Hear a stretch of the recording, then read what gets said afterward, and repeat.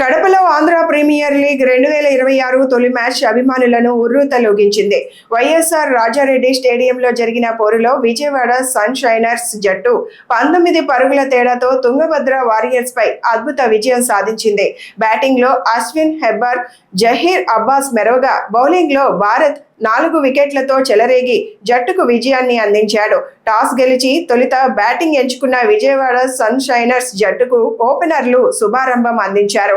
Power play ముగిసే సమయానికి ఒక వికెట్ నష్టానికి 55 పరుగులు చేసిన విజయవాడ ఆ తర్వాత కూడా అదే దూకుడు కొనసాగించింది. కెప్టెన్ అశ్విన్ హెబ్బర్ 48 బంతుల్లో 55 పరుగులు చేసి 9 ఫోర్లు 4 సిక్సర్లతో ఆకట్టుకున్నాడు.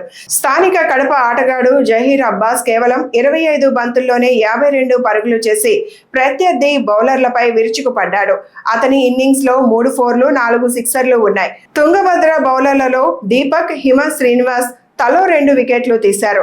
లక్ష్య ఛేదనకు దిగిన తుంగభద్ర వారియర్స్ ఆదిలోనే వికెట్ కోల్పోయిన సమన్యు 24 బంతుల్లో 51 పరుగులు, సత్యసూర్య నారాయణ 29 పరుగులు, సౌరవ్ కుమార్ 23 పరుగులతో పోరాడారు. అయితే మిగతా బ్యాటర్లు విఫలం కావడంతో జట్టు లక్ష్యానికి చేరుకోలేకపోయింది.